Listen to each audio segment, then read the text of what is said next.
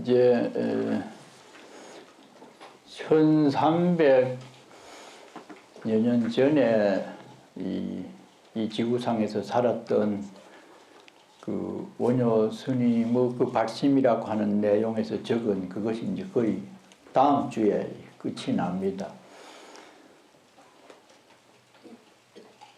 1000년 이상이라고 하는 그 시간의 간극이 있지만은 이 문자를 통해서 간접적으로 원효 스님의 사상이나 그 시대 상황을 우리가 볼 수 있지 않나 생각이 듭니다.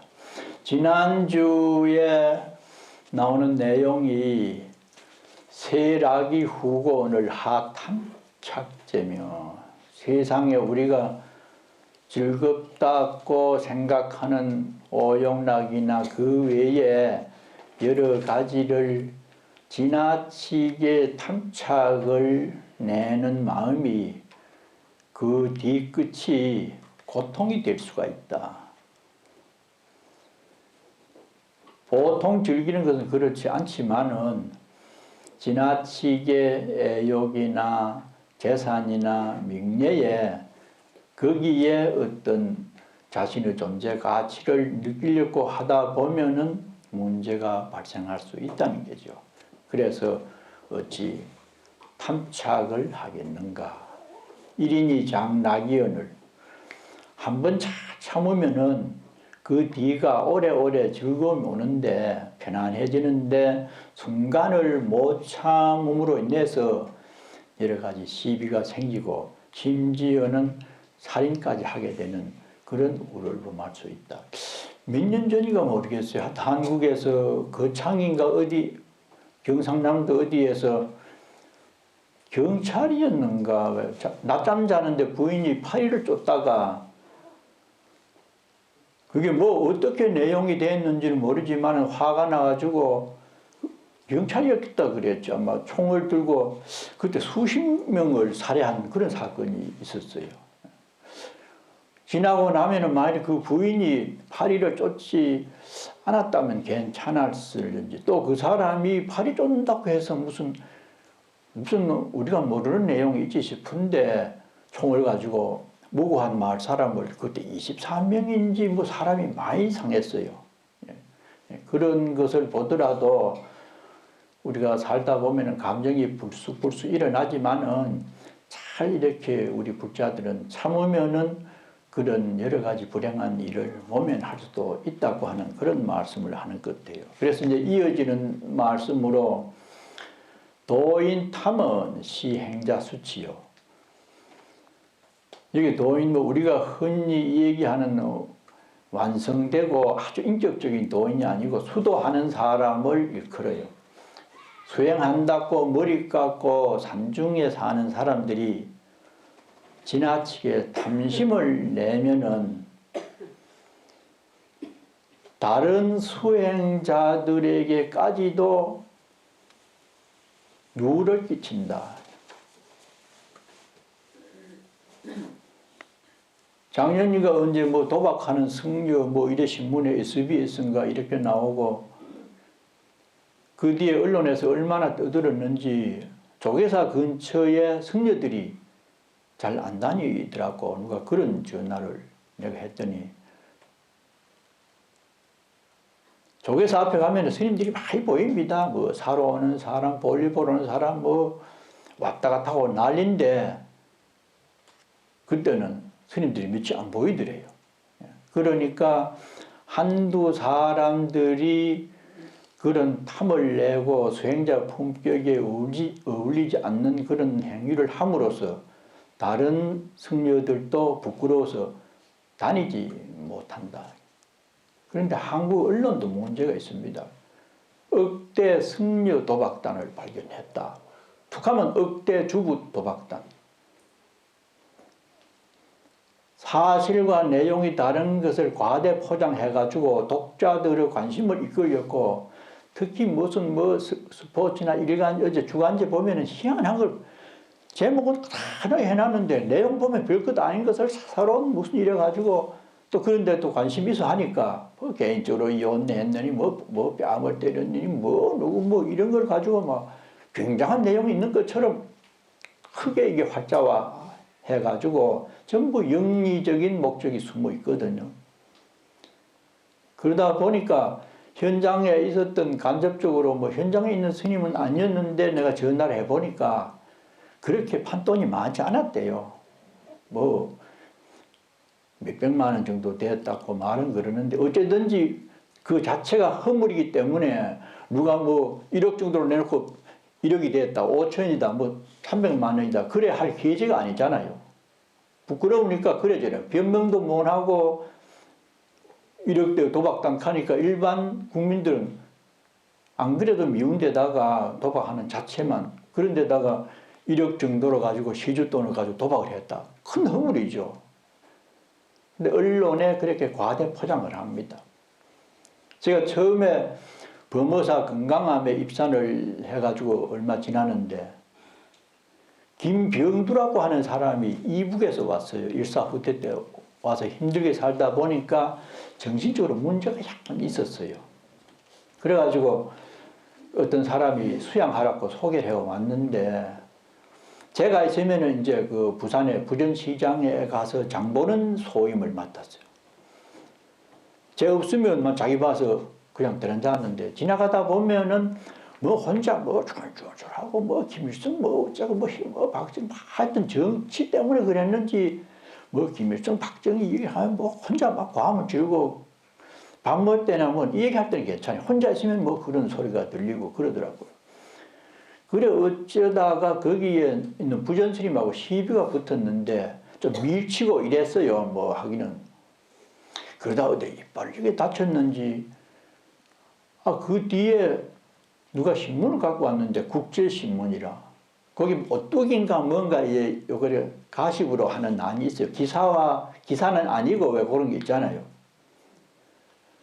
거기에 보니까 동네 범어사 뭐 암자에서 어떤 거사와 시비가 벌어졌는데 이 승려가 평소에 목탁을 치던 실력으로 그 사람을 이빨을 때려가지고 이빨에 3개 부러졌다.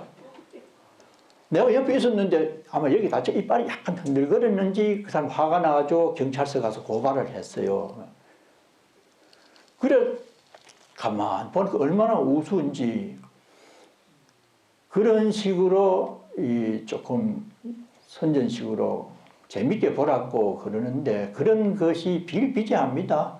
그러니까 당하는 사람들은 크게 대해서 특필해가지고 죽일 사람으로 됐는데 뒤에 뭐 오보다 사실이 아니다 해도 이미 각인이 나쁜 사람으로 지켜졌기 때문에 그때는 해명도 필요 없어요. 그런 것이 한국의 언론의 일부 잘못된 그런 것도 참 많이 있거든요. 그러니까 스님들이 부끄러워서 조계사 근처도 나타나도 원하는 그런 것이 한 사람의 허물로 인해서 단체나 구성원들이 그렇게 손해를 보고 참 불이익을 당하는 경우도 있다는 거죠.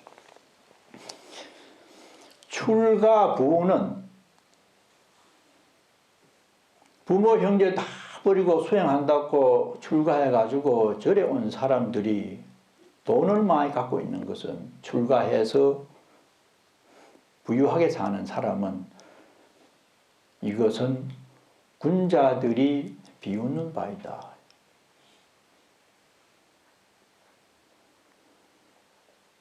아마 신라시대 때도 이런 사람이 있었기 때문에 원효스님이 이랬었지. 그런 게 없었으면 이런 글이 안 나오겠지요. 사람이 사는 세상에는 언제나 문제를 안고 살아가게 된 구조가 있는가 봐요. 절에 올 때는 명예도 돈도 사랑도 다 싫다. 누구 물에 빠져 죽은 사람처럼. 그래 말해놓고는 절에 와서 얼마 사는 과정에서 축적을 해요.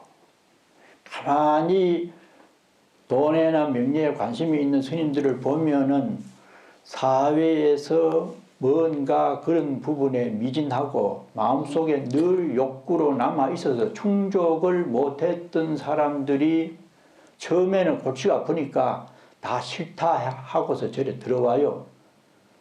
살다가 기운도 생기고 주지해보면 돈도 누가 갖다 주고 불사해보면 돈도 남고 이러니까 사회에서 불만족으로 있었던 돈에 대한 욕심을 다시 내요. 명예도 마찬가지고. 급하면 우리가 뭐 뒤돌아서잖아요. 등 따시고 배부르니까 이거 돈 만져보고 써보니까 재미있네. 그래서 그런 문제가 발생되는 것은 발심을 처음에 절에 갈 때 온전히 그래도 또 마음이 변하는데 그런 욕심을 내지 않는 삶이 정말로 더 행복하다고 하는 가치관이 이루어져야 되는데 욱하다 보면은 그렇지 못해서 도피적으로 수행을 하는 수가 있거든요. 그런 사람들 보면은 일찍이 동전 추가했다든지 다 그런 건 아니지만은 대체적으로 보면은 사회에서 미진했던 그런 어떤 내용을 사찰에 들어와서 때가 되면은 자기 무의식 세계에서 추구하고자 하는 그런 것들이 탐욕으로 나타나요. 그래도 문제를 많이 이렇게 발생을 시키는데 발심을 처음 절에 들어올 때에 확고부동한 자기 신념을 갖고 들어와야 되지 안 그러면 자칫하면 흔들립니다.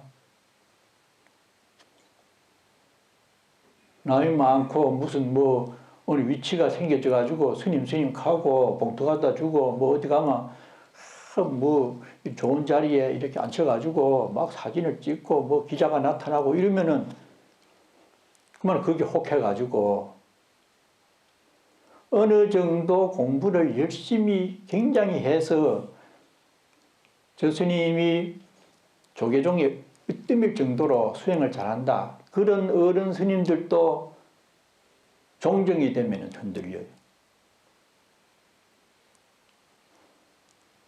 종정이 돼가지고 여기저기 가보고 큰 스님 가고 이러니까 자기가 주권을 행사해야 되겠다. 종정은 사실 조계종의 정신적인 대표지 행정적으로 대표는 총무원장이잖아요.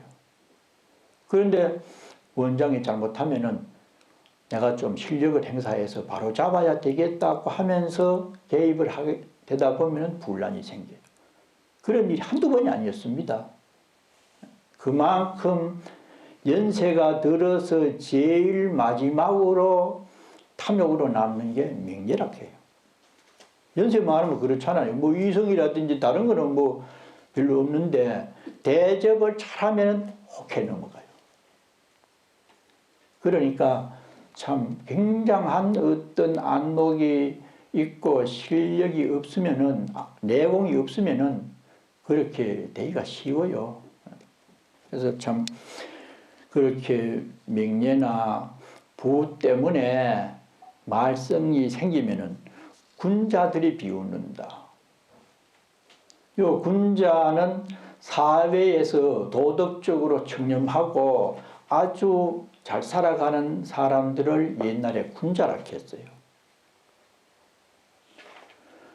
사회 사람도 스님들보다 더 잘 사는 사람 많습니다. 몰라 그렇죠? 머리 기르고 가정살림해도 얼마나 정직하고 진실하고 남을 위해서 보살피는 사람이 한국 사회에 많아요, 사회에.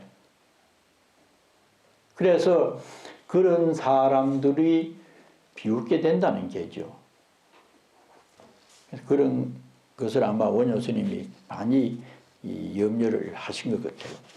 이까지가 거의 수행자들에게 해당되는 원효 스님이 강조하고 싶은 뜻이고, 여기 결론 부분에 와서는 신도와 스님들에게 함께 적용될 수 있는 내용입니다.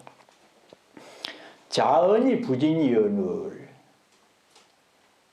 이 자자 막을 차자라고 하기도 하고 이 자자라고 뭐 두 가지 다 해도 되는데 아마 막을 자자가 낫지 싶어요. 차단할 때 차자입니다. 이런 탐욕에 대한 말이 탐욕을 하면은 이런 문제가 생긴다. 화롯불에 그 숯 있는 거 수채에 손을 안 대듯이 수행자는 오용락에 너무 깊이 있게 개입하지 말라. 이런 등등의 말이 경전에도 굉장히 많다는 게죠. 사회도 많고 폐가 망신한다고 했잖아요. 욕심을 지나치게 부리면은. 그런 말이 부진이여거늘 굉장히 많다는 겁니다. 안일불자 다 진짜 다함이 없거늘. 그런데도 탐착을 싫어하지 아니하며 탐착불이 승속간에 오용락에 대해서 참 손을 끊고 마음을 내지 않기가 힘들 정도다. 왜냐? 탐착이 나빠서 아니라 너무 좋기 때문에 그래요. 오용락이 즐겁기 때문에. 그러나 수행자는 그 즐거움이 평생 가는 것도 아니고 뒤에 고통이 될 수도 있기 때문에 온전한 평화를 제공해주는 내용이 아니라고 하는 것을 배우기 때문에 그런 데서 멀어져야 된다고 하는 것을 이론적으로 배우면서도 현실적으로 닥치면 안 된다는 거예요. 그만큼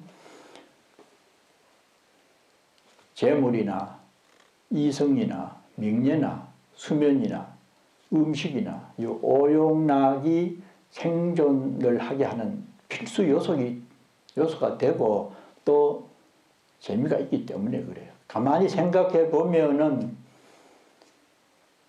그 속에 일념이 돼서 이성을 좋은 사람 만나서 함께 있는 것이 행복하다. 그럴 때는 껍데기 이성도 물론 얼굴이 좋다든지 마음에 든다든지 하는 것도 있겠지만 내용적으로 한번 따져보면은 편안하기 때문에 그래요. 서로 안정감을 얻고 그 사람하고 있으면 편안하고 시간도 잘 가고 좋지 않는 감정을 가진 사람이 있으면 아이고 시간이 왜 이렇게 안 가노 이런 느낌이 들잖아요. 생명은 안정을 최우선으로 하기 때문에 그 5가지는 편안하고 즐거운 어떤 것을 제시해 주다 보니까 그 세계에 빠져들기를 희망하는 거예요. 탐착을 멀리 해야 되는데 그게 잘 안 된다는 거죠. 그래서 진주에 제가 아는 분들이 있는데 거기는 희한하게 여자친구, 남자친구, 초등학교 때 친구가 나중에 어디서 만나가지고 또 가까이 살다 보니까 그러고 또 한 팀은 남자끼리 선후배 같은 동기였고 이래가지고 모여가지고 내외 6사람이 그렇게 잘 지내요. 참 희한하나 보기 좋더라고. 서로 말도 막 놓고 남자 여자도 그렇고. 그래서 여름이 되면은 그 봉화 도리천에 내가에 텐트를 치고 일주일씩 이제 피서를 그쪽으로 와요. 밥은 이제 그 내 방에서 집에서 먹고 낮에는 그가 놀고. 근데 그 중에 한 사람이 스님 내가 스님 되고 싶어 죽겠대요. 그럼 되지. 지금 안 됩니다. 노모님이 연세가 많아가지고 내가 만일에 지금 머리 깎는다 하면은 어머님이 병을 얻어가지고 큰일 났겠습니다. 그래서 어머님만 돌아가시면은 나이도 한 50 넘었어요. 그래서 정식으로 조계종에 들어올 연령은 아니라요. 자기는 절에 와서 누가 받아만 주면은 나무를 하든지 군부를 떼든지 마당을 쓸든지 그만 방 하나 주고 일하는 대로 하고 저녁에 막 혼자 조용한데서 참선하면은 그게 제일 좋을 것 같아. 집에서도 그렇게 해왔는데 3년 전부터 성질이 안 난대요. 누가 욕을 해도 그대로 웃기만 해요. 자기도 모르게 그렇게 됐대요. 왜 그런지. 그래가지고 저녁에 조용한 산중에 와서 참선하면은 그래 편안하고 행복할 것 같은데 그게 안 된대요. 그래가지고 그 누나가 자꾸 말리고 자기는 뭐 어머니 저렇더라도 어떻게 가고 싶은데 어머니만 니 절에 가가지고 그래 엄마 빨리 돌아가시면 그 허물을 어떻게 할 거냐고 그러니까 또 주춤해가지고 또 못 오고 1년 지나가지고 또 머리 깎았는가 봐. 아주 진주 있대. 나중에는 또 딸내미 둘이 있는데 결혼을 시키고 나서 내가 그때 내가 가겠다.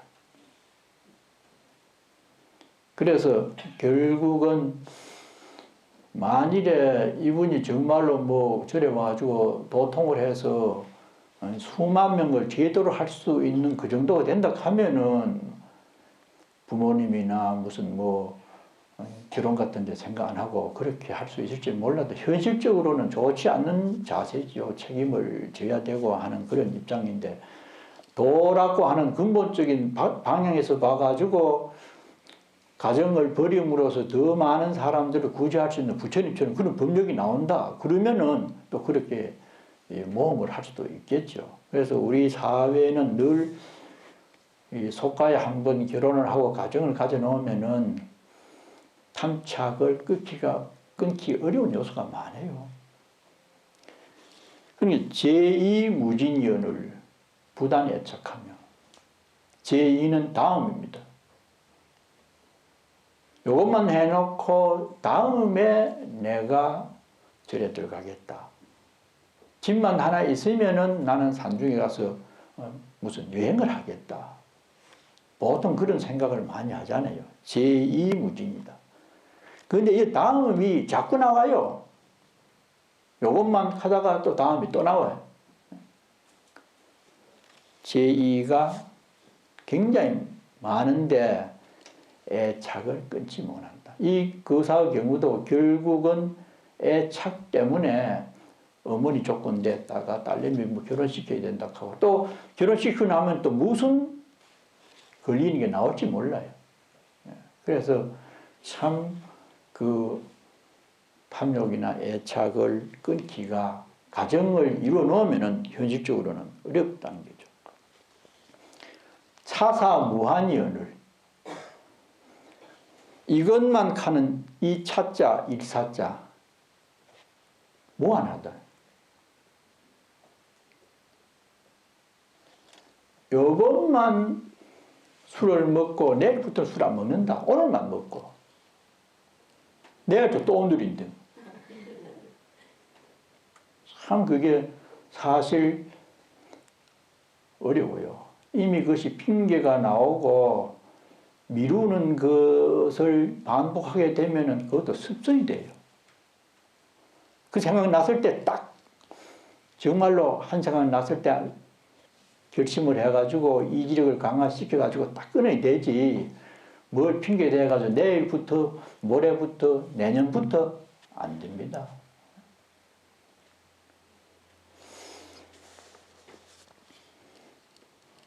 피모무제언을 절심불기로다. 이것도 마찬가지라. 차와 피, 이것이나 저것을 핑계대는 게 저것만 되면은 나는 뭘 어떻게 하겠다.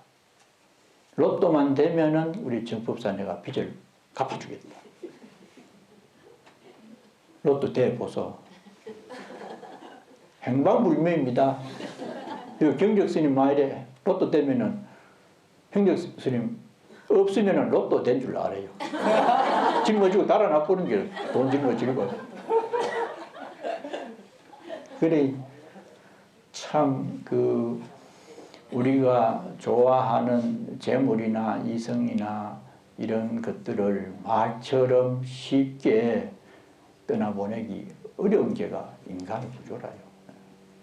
그래서 참 수행하는 사람들은 이런 부분에서 굉장히 저렇게 돼야 되는데 참 현실적으로 어려워요. 오대산에 상원사에 있는데 어떤 스님이 왔어요. 꿀스님 견하나 또 뭐 말인고 이랬더니 벌을 치는 스님이라. 그리고 이 얘기를 들어보니까 자기가 상원사에서 공부를 하다가 몹쓰게 아주 아팠대요. 병이 들어가서 누워있으니까 선방에 있다 그리 뭐 약도 못 먹고 누가 보살펴 주도 안 하고 스님들이 냉정합니다. 자비스러울 것 같은데도 어느 쪽에서 보면 아주 냉랭해요. 지 공부 못해 그렇지. 지 몸 관리 잘 못해 그렇지. 자업자득인데 뭐 그런 수가 많아요. 굉장히 이기적인 그런 방향으로 모두 집을 떠나서 여러 사람에게서 살다 보면 그래요. 우리도 안 그렇겠지만은 스님들도 여행 가보니까요. 희한하더라고. 한국에서는 10만 원, 20만 원 그냥 주고 점심 대접하면 몇십만 원 해준 도반인데도 인도에 여행을 스리랑카로 7개국을 다니니까 10불을 주고는 이거 빌려갔어요.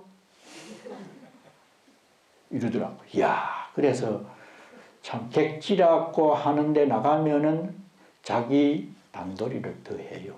그 이북에서 나온 분들이 생활이 강한 게 그거잖아요. 호주도 마찬가지죠.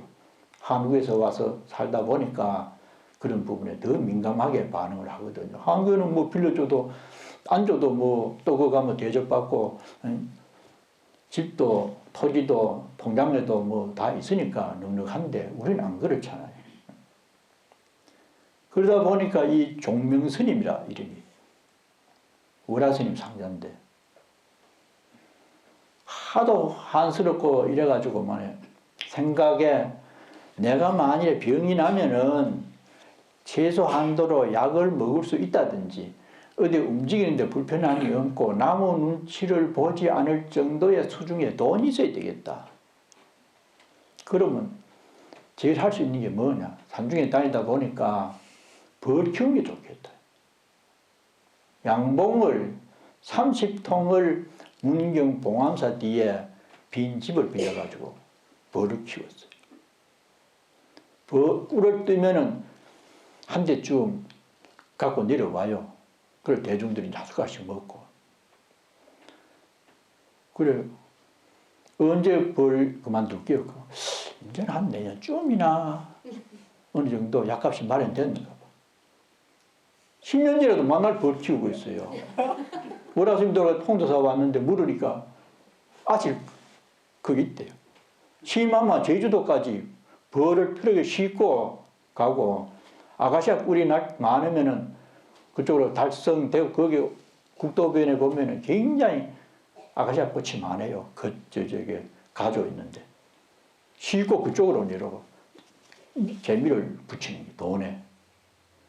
뭐 그때 해서 뭐 서반 몇 년 다녀봐도 크게 뭐 빌란 것도 없고 얻은 것도 없고 골치만 아프고 뭐 병만 나고 하니까 거기에 타성이 젖어서 그렇게 수십 년을 벌 키웠는데 근래는 알아보니까 이제 그만뒀대요.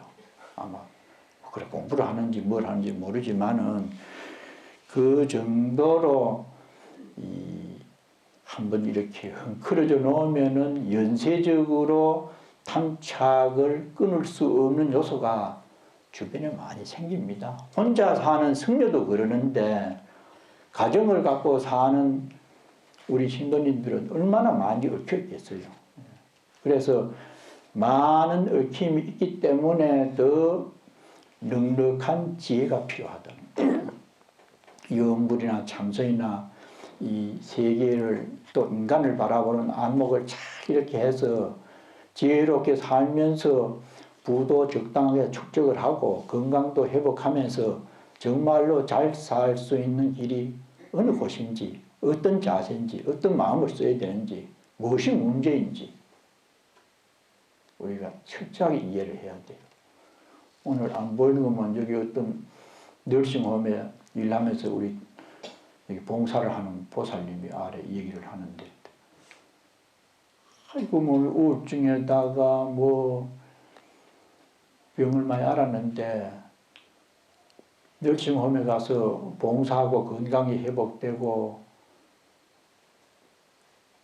그렇게 되고 보니까 일할 수 있고 건강하다는 게 얼마나 소중한지 절실하게 느꼈다고 하더라고요. 한 7개월째 됐대요. 거기 일한 지가. 그러니까 우리는 평소에 정말로 넉넉하고 이렇게 참 좋은 돛담에서 함께 모여서 맛있게 점심 드시고 하는 이때가 행복하고 만족한 줄 알아야 되지. 자꾸 다른 거 없습니다. 가봐도 그렇고 와봐도 그래요. 나는 그 자리가 그 자리지 이것을 버리고 저쪽에 가면 좋을 것이다. 그런 것은 일종의 신기루와 같은 환상일 수가 있다는 겁니다.